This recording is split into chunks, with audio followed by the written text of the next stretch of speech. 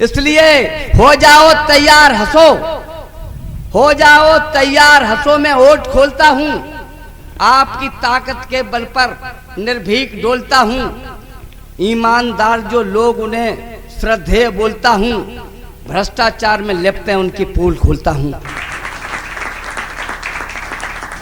अब शुरू करता हूं मैं आपको, सुने देश की स्थितियां क्या है कि हमने राहुल जी से पूछा, सुने अब मैं अपने उसमें आता हूं अपनी पहचान में।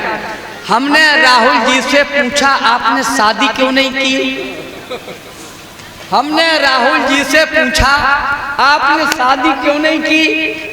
राहुल जी ने हमें पलटकर फौरन एक नसीहत दी, बदनामी का डर था, मेरे खानदान का बड़ा नाम है, शादी करना इस दुनिया का सबसे ज्यादा कठिन काम है, शादी करना इस दुनिया का सबसे ज्यादा कठिन काम है। भारतवर्ष जोड़ सकता हूं, शादी की औकात नहीं है, एक लुगाई को खुश रखना सबके बस की बात नहीं है, एक लुगाई को खुश रखना सबके बस की बात नहीं है। अगर नहीं विश्वास देख लो, नाक नकेले डाले हैं और बीबी नहीं संभाल सका वो पूरा देश संभाले है, बीबी नहीं संभाल सका वो पूरा देश संभाले है। समझदार, अंतिम दो पंक्ति सुनना, समझदार जोखिम नहीं लेते, समझदार जोखिम नहीं लेते, योगी जैसी मौज मना लो, समझदार जोखिम नहीं लेते, योगी जैसी मौज मना लो। अटल बिहारी जी कह गए हैं दूध पियो पर भैंस न पालो।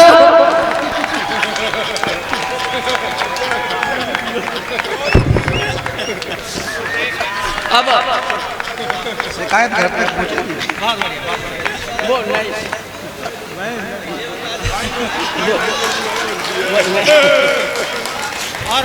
वो अगर आप सुनने का मन ही है तो मैं एक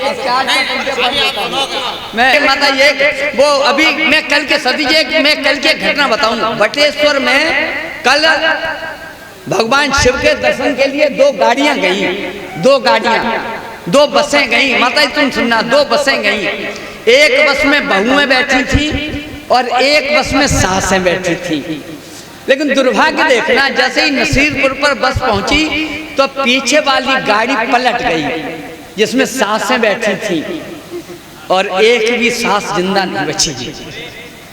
उसमें से एक बहू उतरी और रोने लगी, सतीश भाई बेजार रो रही थी, हे भगवान जी क्या किया, हे भगवान जी क्या किया, हे भगवान जी क्या किया।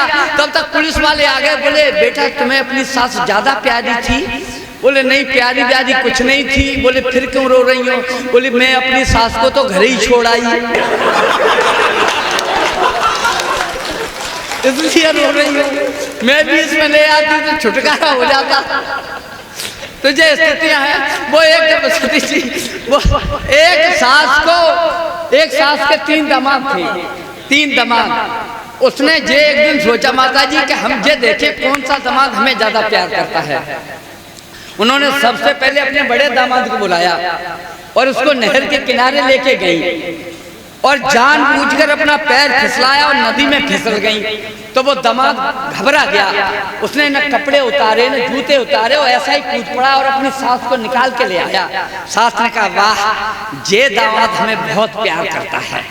उन्होंने 1 लाख रुपए का चेक दिया कि बेटा ले मोटरसाइकिल आराम से घूम मस्ती से, तो ये काम करने की कोई जरूरत नहीं है, मैं खिलाऊंगा तुझे।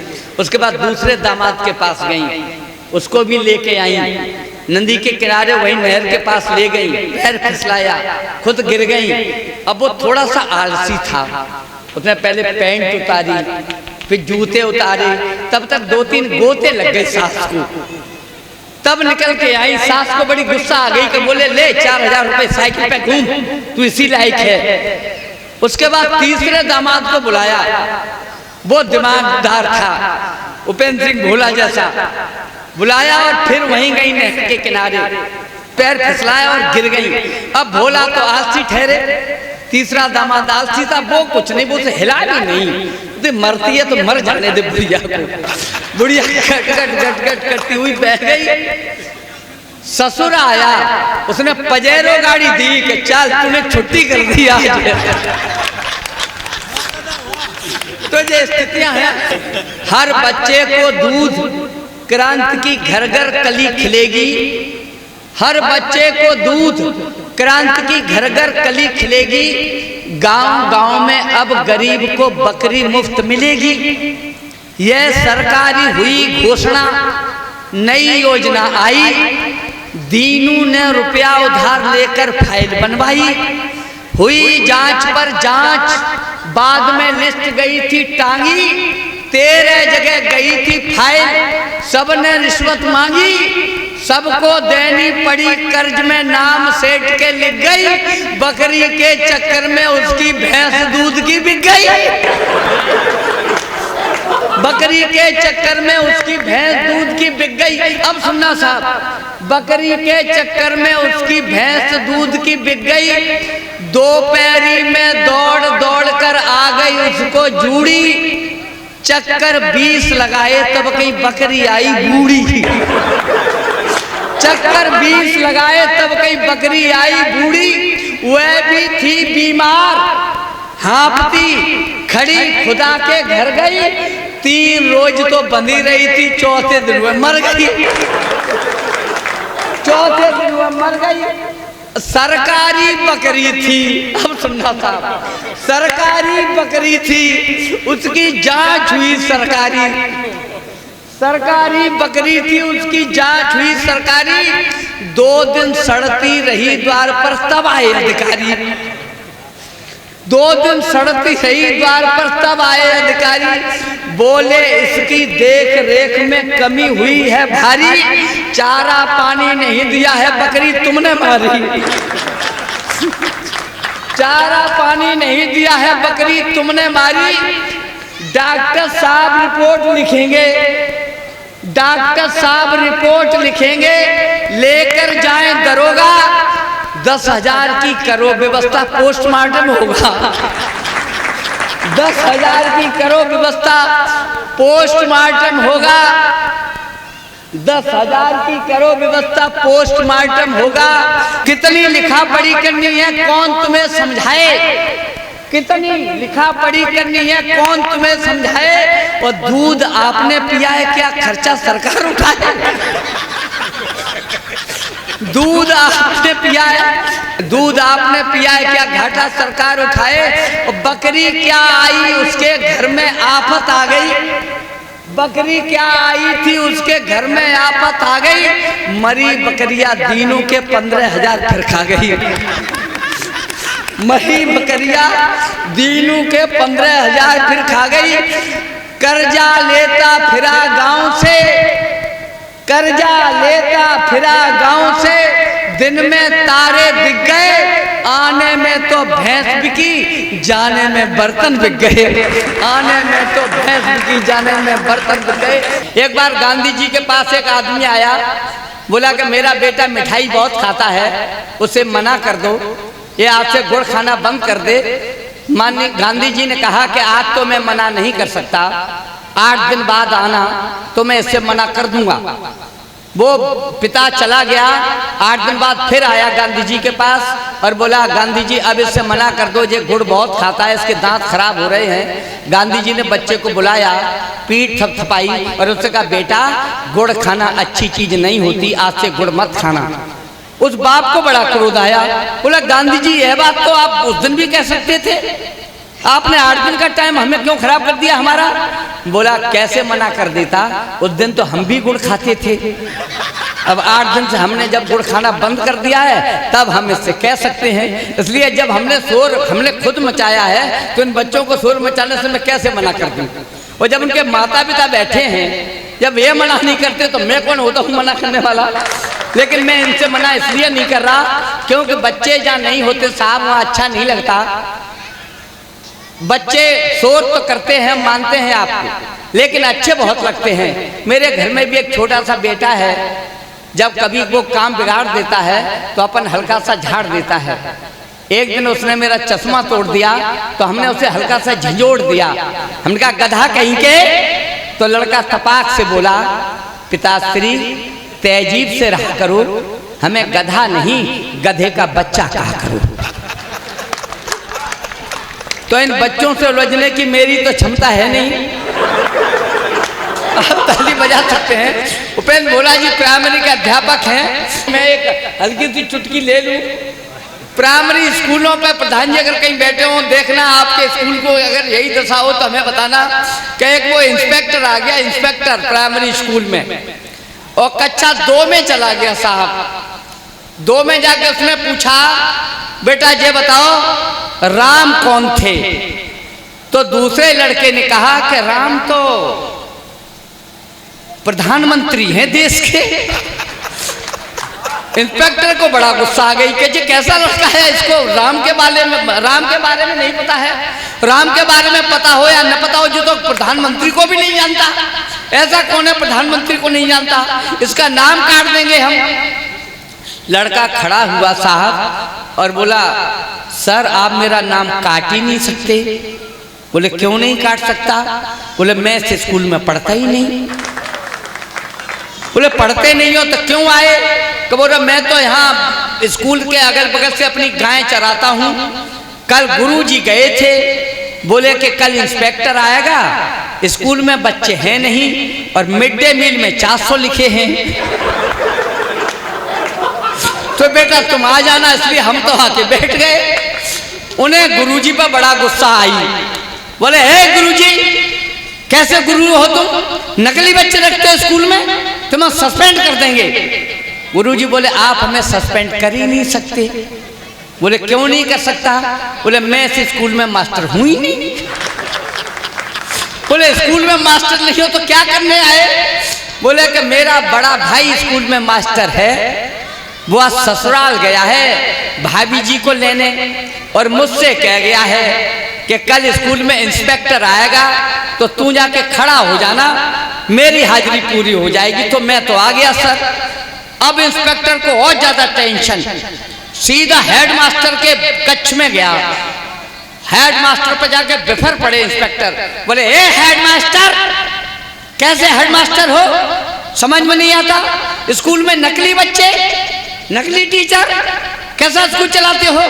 हेडमास्टर ने कहा सर क्रोध नहीं, आराम से बैठो बैठो, मैं हेडमास्टर नहीं हूं।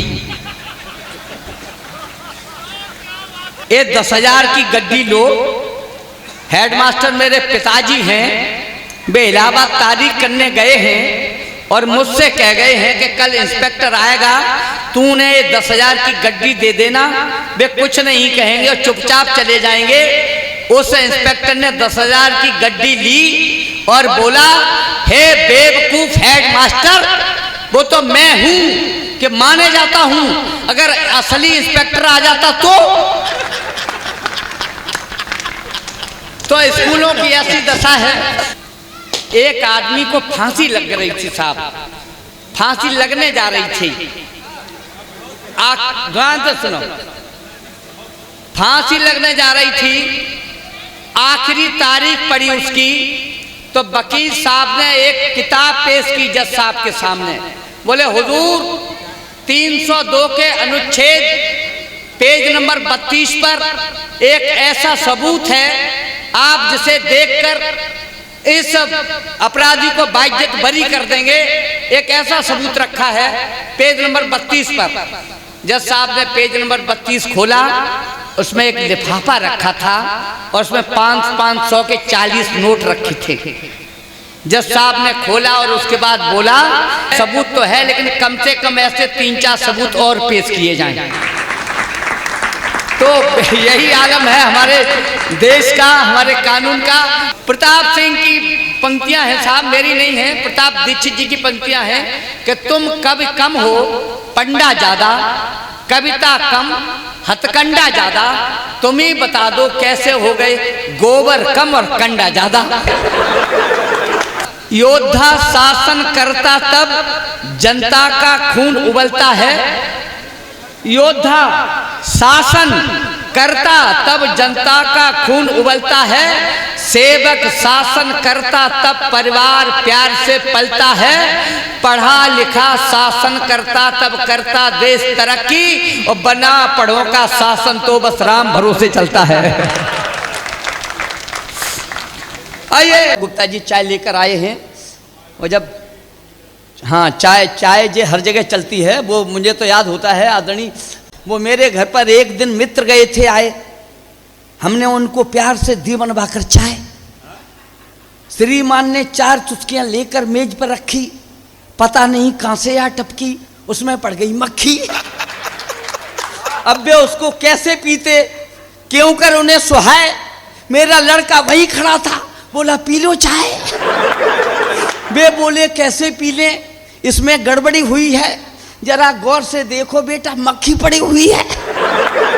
वह बोला निकाल फेंको, यह तो अक्सर पड़ जाती, उसके बाद में पी लो तो नुकसान नहीं कर जाती। वह बोला निकाल फेंको, यह तो अक्सर पड़ जाती, उसके बाद में पी लो तो नुकसान नहीं कर जाती। मक्खी पड़ जाने से चाचा चाय नहीं सड़ गई थी, और जिस दूध से चाय बनी है उसमें तो चूहिया पड़ गई थी। मम्मी जी ने पूंछ पकड़कर देर नहीं की रत्ती, मम्मी जी ने पूंछ पकड़कर देर नहीं की रत्ती, और उस चूहिया को निकाल के उसमें डाल दी चाय की पत्ती। 4 चुस्कियां लेकर अब क्या ऐतराज करते हो, और चूहिया वाली चाय पी गए मक्खी से डरते हो।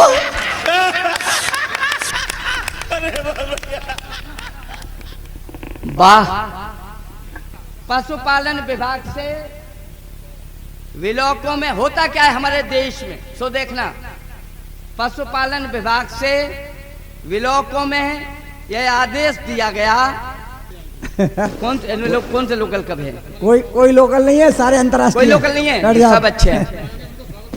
कोई लोकल कब नहीं होता मेरे भाई, सीमाओं को तोड़ता है, 2 दिलों को जोड़ता है, समाधान देता है जो हर पशुपेश का, युग निर्माण की मसाल लिए घूमता है, हल ढूंढता है जो समाज के क्लेश का, देश के लिए जियो देश के लिए मरो, प्रेरणा स्रोत है जो इस संदेश का, कभी किसी जात धर्म शहर गांव का नहीं है, पूरा देश उसका है, वो है पूरे देश का। क्या बात है,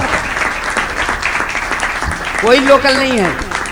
सुने जी, पशुपालन विभाग से विलोकों में यह आदेश दिया गया, क्षेत्र में जितनी बच्चों वाली गायें हैं, पशुपालन विभाग से विलोकों में यह आदेश दिया गया, क्षेत्र में जितनी बच्चों वाली गायें हैं उनके मालिकों के नाम विलोक में दिए जाएं, उन्हें गुड़ और चने वितरित किए जाएं। क्या बात है। क्षेत्र में जितनी बच्चों वाली गायें हैं, हाँ, उनके मालिकों के नाम विलोक में दिए जाएं, उन्हें गुड़ और चने वितरित किए जाएं। मगर लिस्ट बनाने वाले ग्राम विकास अधिकारी महोदय को पता नहीं कोई क्या सुंघा गया, जिसके फलस्वरूप गंगादीन सगर साहब की 2 महीने की बच्चिया का नाम भी लिस्ट में आ गया।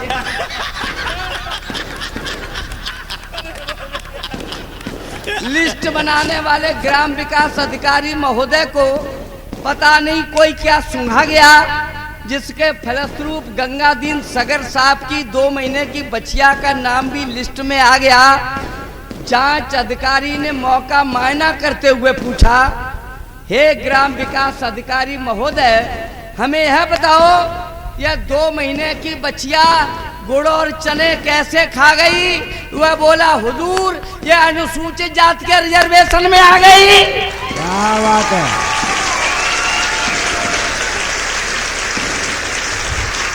एक आदमी गधे की पीठ पर बैठा बैठा दिल्ली में जा रहा है, और उधर से माननीय प्रधानमंत्री जी की सवारी निकलती है, उधर जाम लग जाता है, गधा उसका रुक जाता है रास्ते में, उधर माननीय प्रधानमंत्री जी के पीछे गाड़ी आ रही है, और वहां से माननीय प्रधानमंत्री जी कहते हैं, ये भी कोई सवारी है जिसके ऊपर बैठा है? तो वो गधे वाला क्या कहता है, साहब सुन लेना। जी, स्वागत है।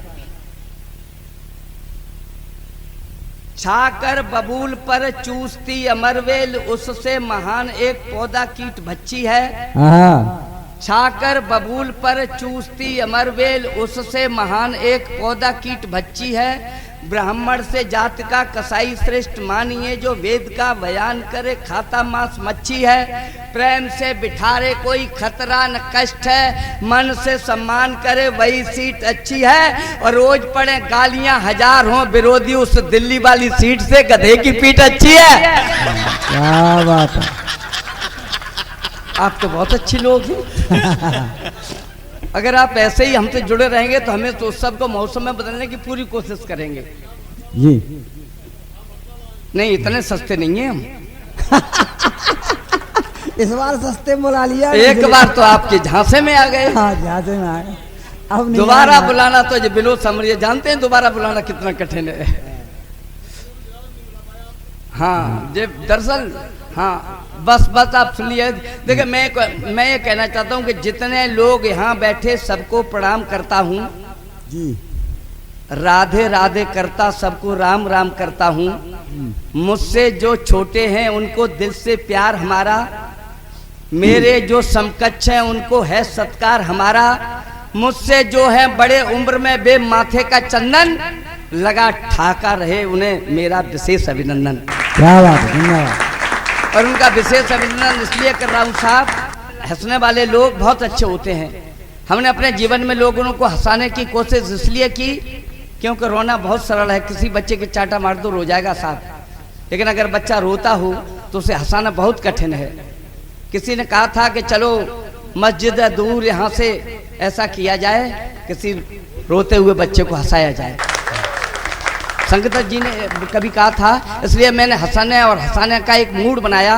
और हंसने वाले लोग बहुत अच्छे होते हैं। जो समुदाय में बसा नहीं, मानवीय कसौटी कसा नहीं, आदमी नहीं वह पशुवत है जो जी भर कर हंसा नहीं। क्या बात है।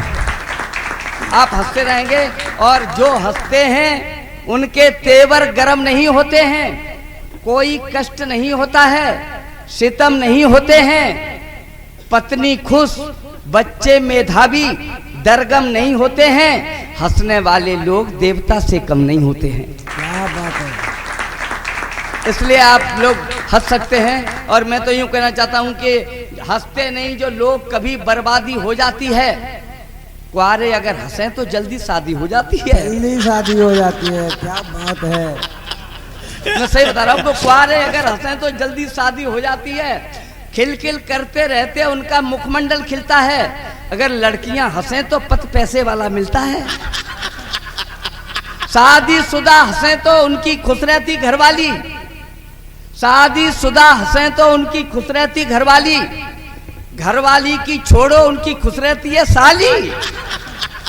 दोनों खाना उसे खिलाती बजा बजा कर ताली, और जीजा गाल फुलाए हो तो साली देती है गाली। मैं तो सच बता दूं, मैं आपको पहली बार मैं अपने ससुराल गया था, क्योंकि मैं प्रिंसिपल था। मैं हंसा ही नहीं। मेरी साली मेरे पास आई, उसने मुझे हंसाने की बहुत कोशिश की, लेकिन मैं हंसा ही नहीं। मैंने गाल फुला लिया और रो के चली गई घर। उसने अपनी दीदी से जाके कहा, बोले दीदी जीजा जी हंसी नहीं रहे हैं। रोने लगी। उसकी दीदी बोली तो तू क्यों रो रही है, नहीं हंस रहे हैं तो? बोले क्या कारण है रोने का? बोले क्या कारण है? बोले मैं मौसी कैसे बनूंगी।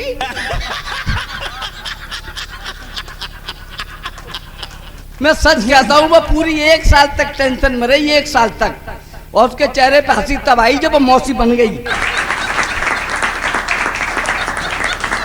जीजा गाल फुलाए हो तो साली देती है गाली। महिलाएं जो हंसे आदमी उनका पानी भरता, महिलाएं जो हंसे आदमी उनका पानी भरता। शॉपिंग करवाने में बिल्कुल कंजूसी नहीं करता। बूढ़े दादा हंसे तो दादी मस्त मस्त रहती है। बूढ़े दादा हंसे तो दादी मस्त मस्त रहती है। 80 साल की हो फिर भी वो आई लव यू कहती है। दोनों के जीवन में मौसम सर्द नहीं होता है, बुढ़ा बुढ़िया के घुटनों में दर्द नहीं होता है। इसलिए हो जाओ तैयार हंसो, हो जाओ तैयार हंसो। मैं ओट खोलता हूँ आपकी ताकत के बल पर निर्भीक डोलता हूँ, ईमानदार जो लोग उन्हें श्रद्धेय बोलता हूँ, भ्रष्टाचार में लिप्त हैं उनकी पोल खोलता हूँ। अब शुरू करता हूं मैं आपके, सुने देश की स्थितियां क्या है। एक जज के पेशकार, सुने जी, एक जज के पेशकार, बहुत संजीदा बात कह रहा हूं मैं, एक जज के पेशकार पड़ गए बीमार। उन्हें घेरे हुए तमाम अधिकारी अस्पताल में खड़े थे, बेचारे बेड पे पड़े थे। उनकी यूरिन का होना था टेस्ट, यूरिन तो जानते हो ना, हाँ कोई भी आपको बीमारी हो जाए डॉक्टर आपको यूरिन का टेस्ट लिख देगा तुरंत। पढ़े लिखे लोग हैं। उनकी यूरिन का होना था टेस्ट, डॉक्टरों ने 3 घंटे का समय किया बेस्ट। डॉक्टरों ने सारी युक्ति लगाई, मगर पेशकार साहब को पेशा भी नहीं आई। डॉक्टरों ने सारी युक्ति लगाई, मगर पेशकार साहब को पेशा भी नहीं आई। सबके सब खड़े थे मौन। तब तक पेशकार साहब की धर्म पत्नी का घर से आया टेलीफोन, डॉक्टर साहब ऐसा कीजिए, इनकी जेब में कुछ रुपए रख दीजिए वरना अभी मरते हैं। पेशकार साहब बिना रिश्वत के पेशाब भी नहीं करते हैं।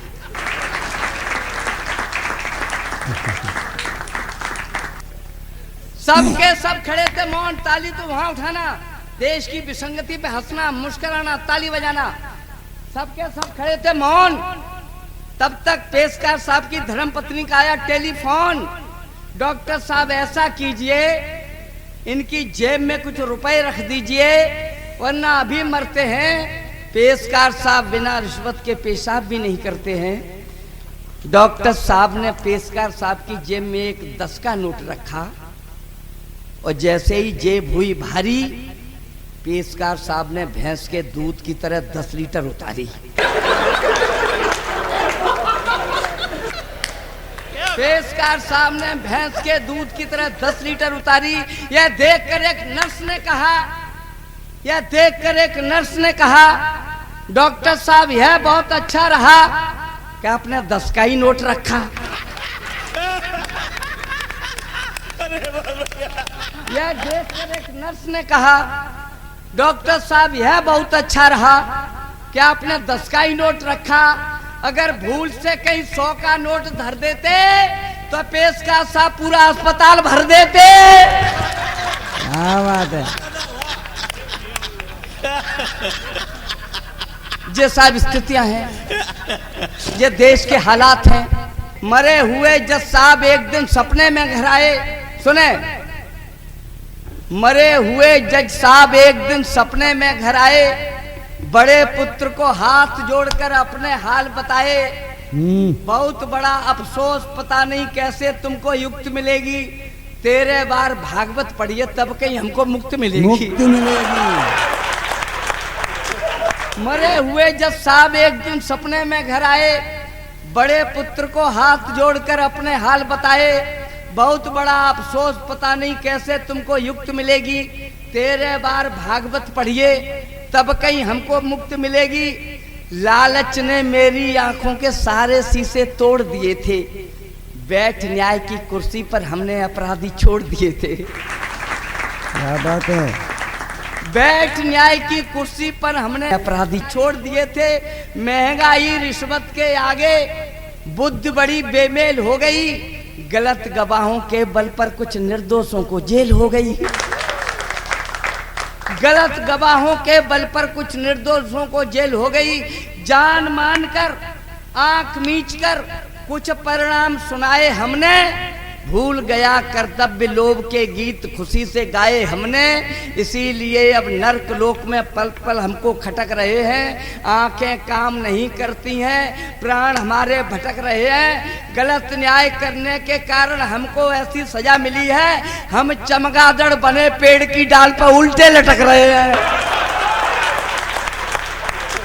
ये सब स्थितियां हैं। वो एक लोग कहते हैं कि वो राजनीति पे आप कविता लिखा करिए, राजनीति पे। साहब राजनीति पे क्या कविता पढ़ना। व्यापारी बे हैं जो 2 के 8 लेते हैं। व्यापारी बे हैं जो 2 के 8 लेते हैं, वकील बात बात में से बात छांट लेते हैं, पुलिस वाले थोड़ा सा पीट पाट लेते हैं, अधिकारी हल्का सा हमें डांट लेते हैं। राजनीति करना सबसे कठिन है, वे ही कर पाते जो थूक के चाट लेते हैं। थूक के चाट लेते। जिंदाबाद।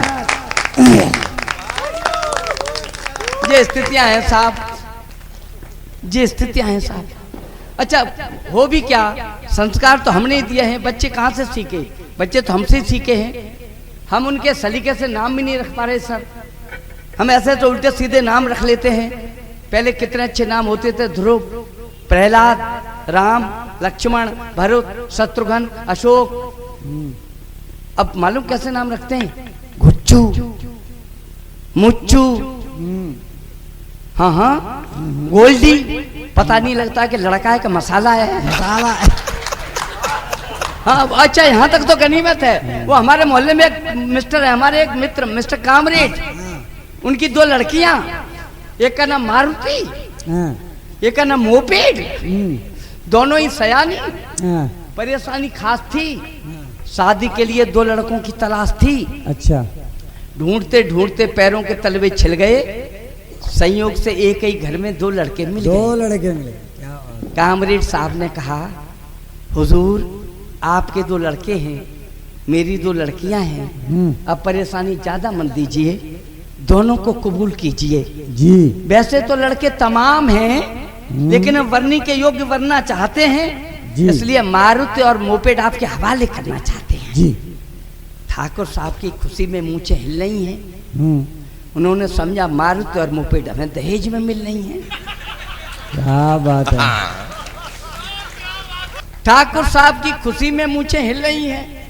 उन्होंने समझा मारुति और मोपेड हमें दहेज में मिल रही हैं। कहने लगे, देखो भाई, अभी हमारे लड़के छोटे हैं, मारुति और मोपेड लायक नहीं हैं, फिर भी अगर आपकी इच्छा है तो कर जाइए, खर्चा पानी हम जुटा दिया करेंगे, मोपेड हमारे लिए हो जाएगी, मारुति किराए पर उठा दिया करेंगे। ये सारी स्थितियां हैं। हम कहाँ से चले, 15 अगस्त 1947 से चले के 47 तक आ गए। आइए, बहुत सारी बातें हैं, कहाँ से करें कि वो बद चलन नारी से बोले एक सांसद, बदनाम होकर के मुंह क्यों दिखाती है। सुने, बद चलन नारी से बोले एक सांसद, बदनाम होकर के मुंह क्यों दिखाती है। बोली है आप भी तो करते हैं वादे खूब, जनता तुम्हें जब सांसद बनाती है, संसद भवन में जाके भूल जाते हो, याद फिर तुम्हें 5 साल बाद आती है। तुमसे तो बद चलन नारी भी अच्छी है, जो बदनाम है मगर वादा तो निभाती है। क्या बात है। बस आप थोड़ा थोड़ा जुट रहिए। बोल राधे कृष्ण की। आइए, मैं उस कविता को पढ़ता हूँ जिसकी फरमाइश आई है मेरे पास। जी। मैं उससे पढ़ता हूँ, सुने। 7 साल शंकर की सेवा, सच्चे मन की। कहाँ जा रहे मेरे भैया? ओ, दिनेश रघुवंशी जी ने आपके लिए 4 पंक्तियां लिखी हैं। तुम अधूरी बात सुनकर चल दिए, जो सुना तुमने अभी तक अनसुना उससे अधिक है, जो कहा मैंने अभी तक अनकहा उससे अधिक है। हम तुम्हारी और अपनी ही कहानी लिख रहे थे, वक्त ने हम पर दिखाई मेहरबानी लिख रहे थे। पत्र मेरा अंत तक पढ़ते तुम्हें मालूम होता, हम तुम्हारे नाम अपनी जिंदगानी लिख रहे थे। क्या बात है। बैठ जा मेरे भाई, बैठ जा, वरना मैं सच कहता हूँ आत्महत्या कर सकता हूँ और FIR तुम्हारे नाम करूँगा। देखिए, हास्य होता है ना, वो हमारे यहाँ एक वो हैं, वो क्या कहते हैं, एक जैन साहब, तीरंदाज जैन साहब। सच कहता हूँ मेरे भाइयों, तीरंदाज जैन साहब हैं तो बड़े तीरंदाज हैं। कहीं भी सब सही समय पे जाएंगे नहीं, जल्दी उठ के चले आएंगे। सारे आदमी उनसे तीरंदाज इसलिए कहने लगे कि वो हर जगह उनका तीरंदाजी चलती है। एक दिन वो बीमार पड़ गए, और जब बीमार पड़ गए तो यमराज जी उनके घर पे आ गए। यमराज जी ने दरवाजे पे दस्तक लगा दी। बोले, तीरंदाज जैन साहब का यही घर है क्या?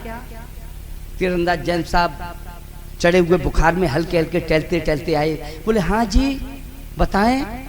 बोले कि मैं धर्मराज ने भेजा है, मैं यमराज हूँ और मैं तीरंदाज जैन जी को लेने आया हूँ। ये मेरे पास लिस्ट है और इस लिस्ट में सबसे ऊपर तुम्हारा ही नाम है। तीरंदाज जैन। तीरंदाज जैन साहब ने सोचा हमें दुनिया तीरंदाज जैन कहती है, हम भी तीरंदाज जैन नहीं।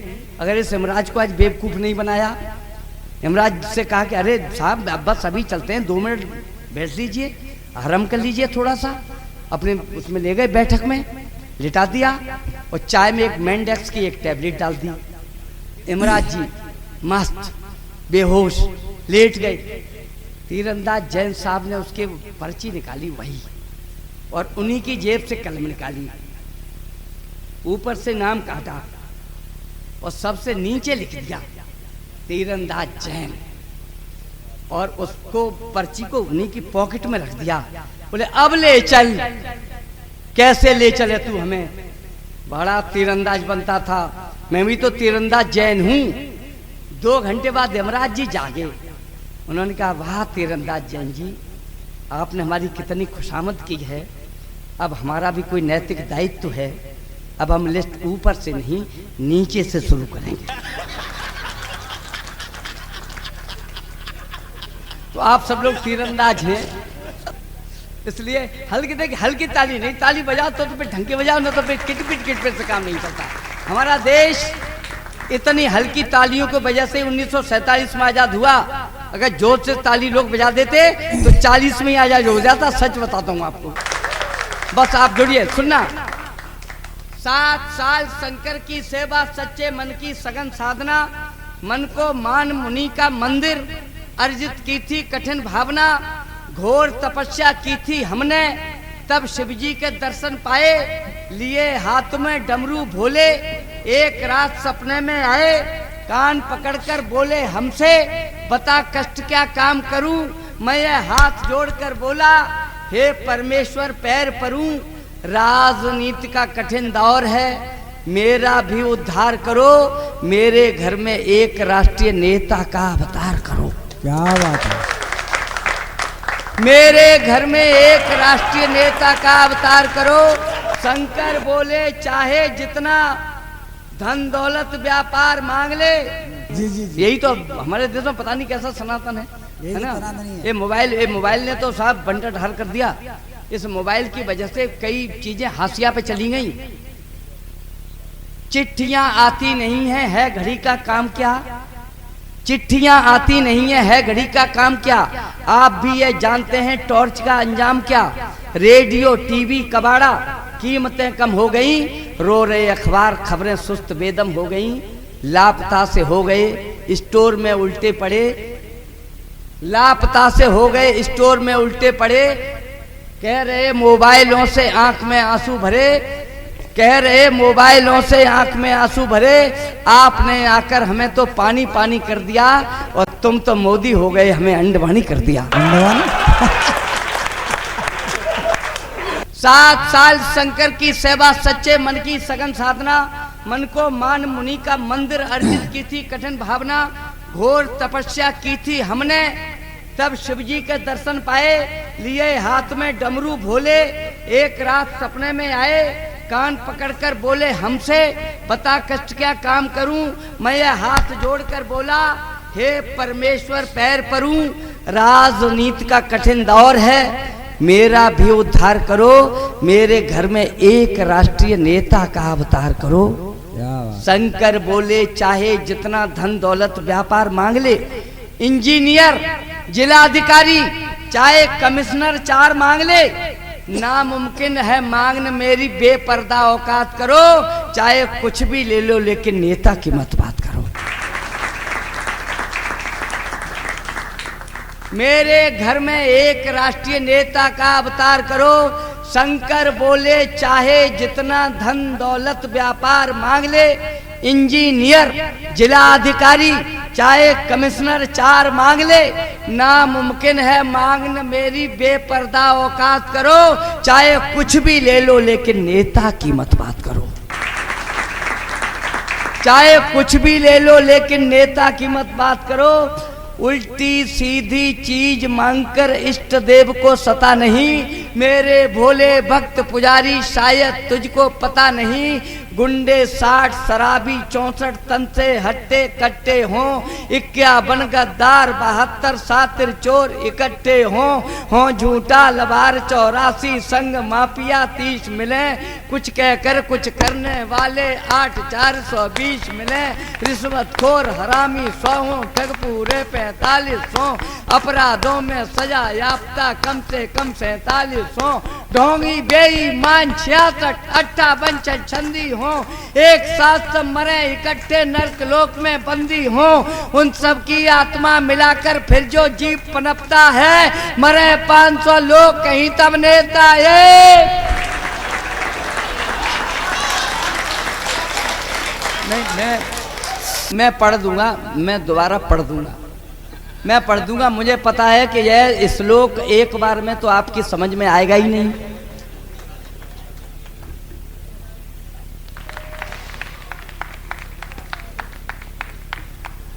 और मैं तो सप्लीमेंट्री में ही पास होता रहा हूं।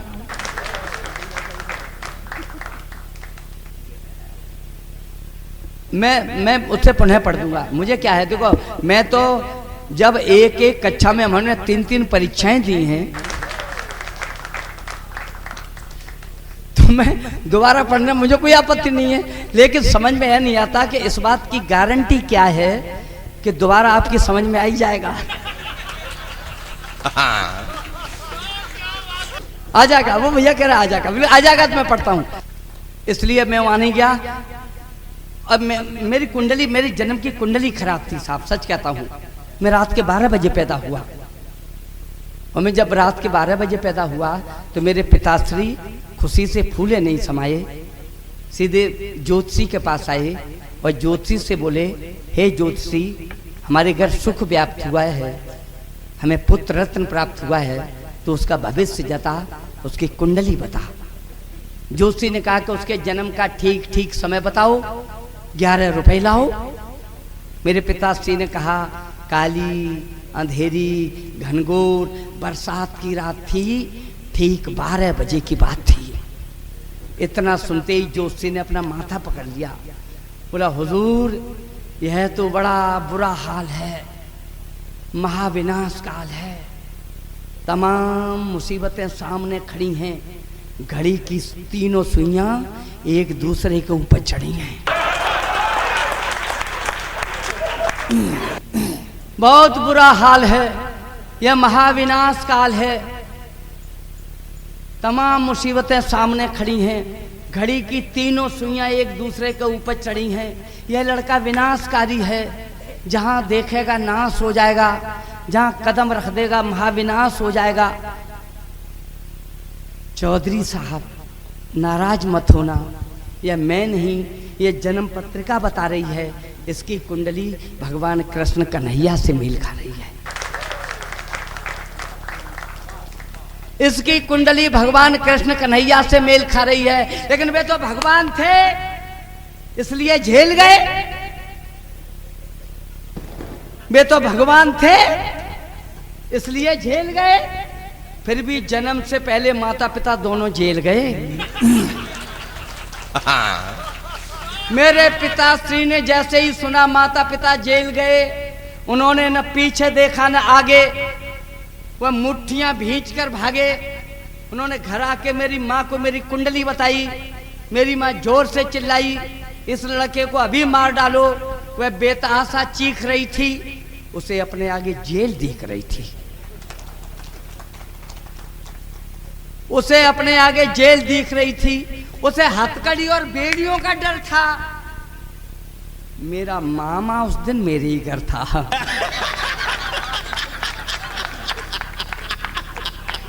उसे हथकड़ी और बेड़ियों का डर था, मेरा मामा उस दिन मेरे ही घर था। उसने जैसे ही सुना भांजे की कुंडली भगवान कृष्ण कन्हैया से मेल खा रही है, वह समझ गया मुसीबत हमारी आ रही है, वह समझ गया मुसीबत हमारी आ रही है। अब भागा, घर से मुट्ठियां भींच कर भागा, और इतना घबराया, मैं सच कहता हूं, मैं 65 साल का हो गया, वो आज तक मेरे घर लौट के नहीं आया। साहब आप लोग मुस्कुरा रहे हैं, मेरी कुंडली की हवा जंगल में आग की तरह फैल गई, सारी बस्ती सुनकर दहल गई। मेरे घर पर मेरे माता पिता को कोई भी शुभकामना देने नहीं आया, न नाई न नेगी न मोची। मेरे माँ बाप ने मेरे नाम रखने की बात भी नहीं सोची। एक साल बाद वही ज्योतिषी मेरे घर आए, आते ही मुस्कुराए, मुस्कुराते हुए सीढ़ियों पे चढ़े। उन्होंने जोर जोर से श्लोक पढ़े, कर्पूर गौरम करुणावतारम संसार सारम भुजगेन्द्रहारम सदा वसंतम हृदयारविंदे भवम भवानी शैतम नमामि त्वमेव माता च पिता तुम्हें बंधु च सखा तुम्हें विद्या द्रवम तुम्हें सर्वम मम देव देव। हे जिजमान, अब देर मत लगाओ, जिस लड़के का नामकरण होना है उसे लेकर आओ।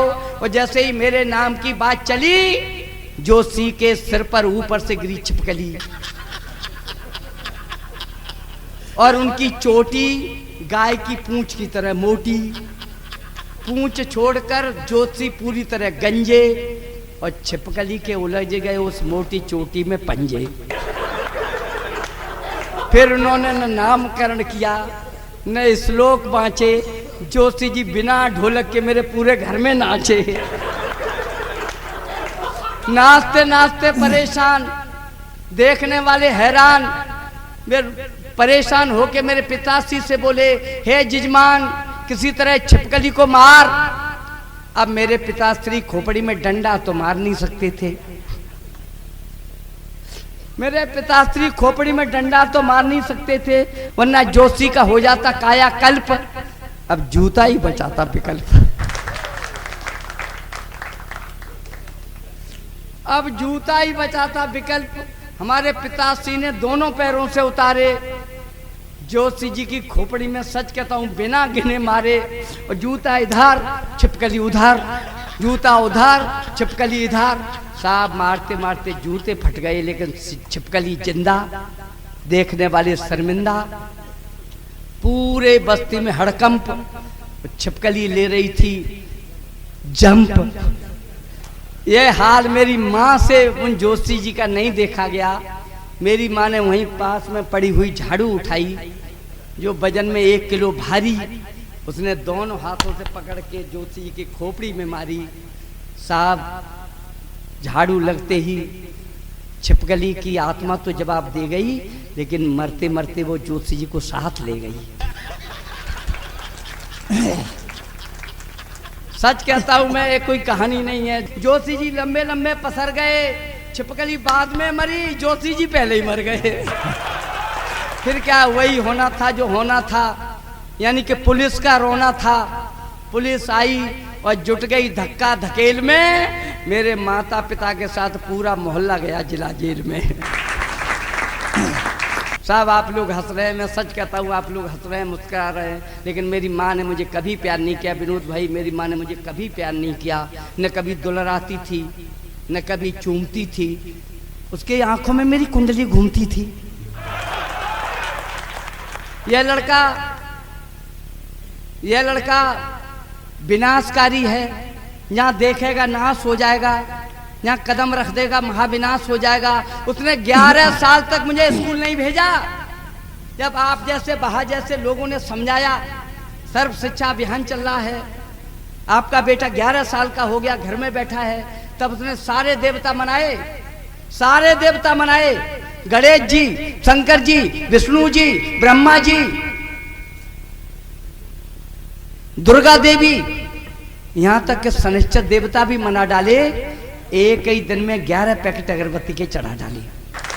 उसके बाद मेरे पिताश्री के साथ मुझे स्कूल भेजा, और मेरे पिताश्री भी मन में भयभीत, उनके मन में शंका, मेरे पिताश्री भी मन में भयभीत, शंका, द्वंद्व। और जैसे मैं स्कूल पहुंचा, हेडमास्टर मर गए, स्कूल 13 दिन के लिए बंद। सब स्थितियां तो बहुत हैं, बहुत लंबी बातें, लेकिन मैं बहुत ज्यादा वक्त नहीं बर्बाद करना चाहता। गांव का एक आदमी था, वक्त का मारा हुआ। गांव का एक आदमी था, वक्त का मारा हुआ था, गरीबी से जुआ में जिंदगी हारा हुआ। हड्डियों के जिस्म पर थी मांस की बोटी नहीं, पेट भरने के लिए मिलती जिसे रोटी नहीं। डाल ली थी झोपड़ी, बनवा सका जो घर नहीं। जिंदगी मजदूर की थी, खेत बीघा भर नहीं, फिर भी समझता था बड़ा खुशहाल अपने आप को। देवता सा पूजता रहता था हरदम बाप को।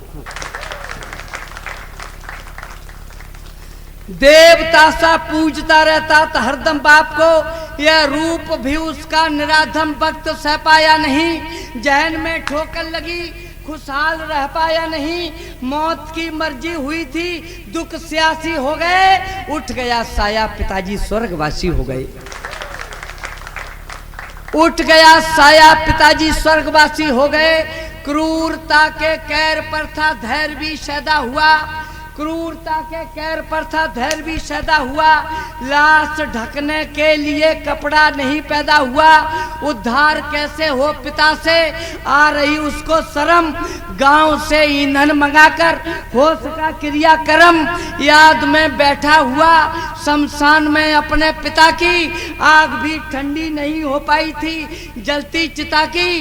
पूछता था स्वयं से, अब धैर्य तुम कैसे धरोगे। गांव का प्रधान बोला, तेर भी कितनी करोगे।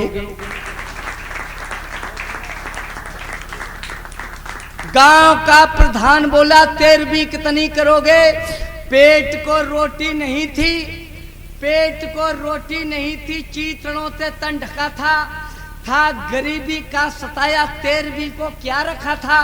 गिड़गिड़ा कहने लगा, बिन मौत हम मर जाएंगे, भैया क्षमा कर दीजिए, हम यह नहीं कर पाएंगे। संस्कारों की पुरानी रीत जब मैली हुई, दूसरे ही दिन हवा ये गांव में फैली हुई। उद्धार कैसे हो बुजुर्गों से तनिक ना डर रहा। गांव का कलुआ पिता की तेरहवीं न कर रहा। गांव का कलुआ पिता की तेरहवीं न कर रहा।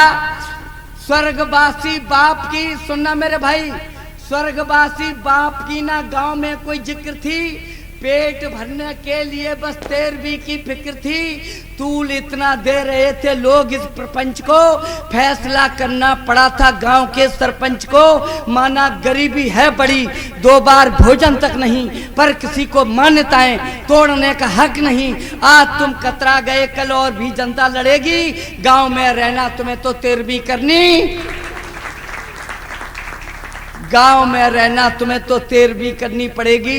बहुत रोया था मगर वो लोग माने थे नहीं, बहुत रोया था मगर वो लोग माने थे नहीं। असहाय था मजबूर के घर 4 दाने थे नहीं। पेट को रोटी नहीं थी, चीतड़ों से तन ढका था गरीबी का सताया, तेरहवीं को क्या रखा था। गिड़गिड़ा कहने लगा, बिन मौत हम मर जाएंगे, भैया क्षमा कर दीजिए, हम यह नहीं कर पाएंगे।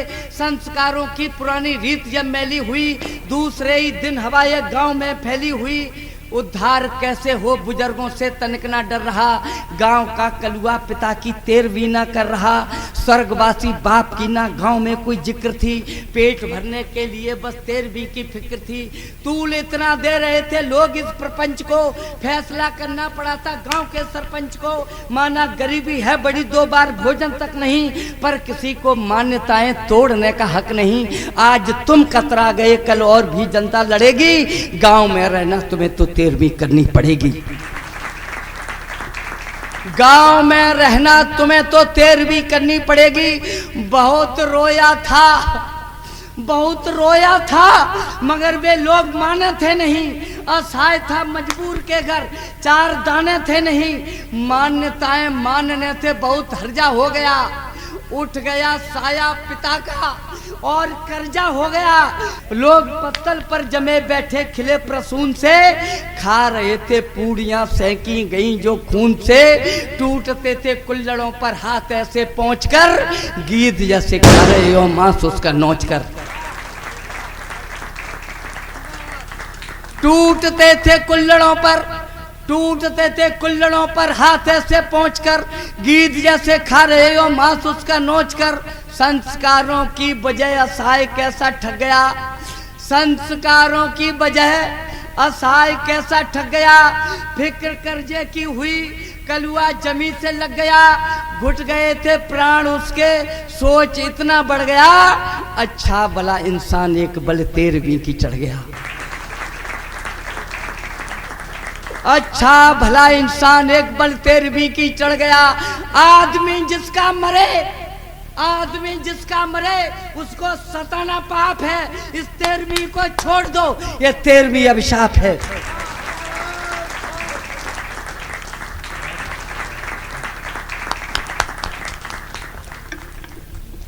आदमी जिसका मरे उसको सताना पाप है, इस 13वीं को छोड़ दो, ये 13वीं अभिशाप है। 13वीं के नाम पर कितना बड़ा अंधेर था। और मैं एक टिप्पणी करता हूं साहब, पूरा देश सुनता है जिसे बड़े मनोयोग से। होता क्या है, 13वीं के नाम पर कितना बड़ा अंधेर था। बाप के बदले में द्वारे कुल्लड़ों का ढेर था। बाप के बदले में द्वारे कुल्लड़ों का ढेर था। संस्कारों की बजाय साई कैसा ठग गया, फिक्र कर्जे की हुई, कलुआ जमीन से लग गया, घुट गए थे प्राण उसके, सोच इतना बढ़ गया, अच्छा भला इंसान एक बल 13वीं की चढ़ गया। आदमी जिसका मरे उसको सताना पाप है, इस 13वीं को छोड़ दो, ये 13वीं अभिशाप है। आदमी जाए और बर्बादियां खा लो कसम साथी, सभी दादा मरे या दादियां, कर्ज लेकर बाप का क्रिया कर्म ना हम करेंगे, बस हवन की आहुति देंगे उन्हें जो अब मरेंगे। भाइयों सब एक होकर इस नियम को तोड़ दो, मजबूरियों से यह भरा पवित्र खाना छोड़ दो। आदमी जिसका मरे उसको सताना पाप है, इस 13वीं को छोड़ दो, यह 13वीं अभिशाप है। आदमी जाए और बर्बादियां खा लो कसम साथी, सभी दादा मरे या दादियां, कर्ज लेकर बाप की क्रिया कर्म ना हम करेंगे, बस हवन की आहुति देंगे उन्हें जो हम मरेंगे। भाइयों सब एक होकर इस नियम को तोड़ दो, मजबूरियों से यह भरा पवित्र खाना छोड़ दो, जिससे कर्ज लेकर बाप की ना 13वीं कोई करे, जो तुम्हारे गांव में कोई और ना कलुआ मरे, जो तुम्हारे गांव में कोई और ना कलुआ मरे, जो तुम्हारे। जय हिंद, नमस्कार।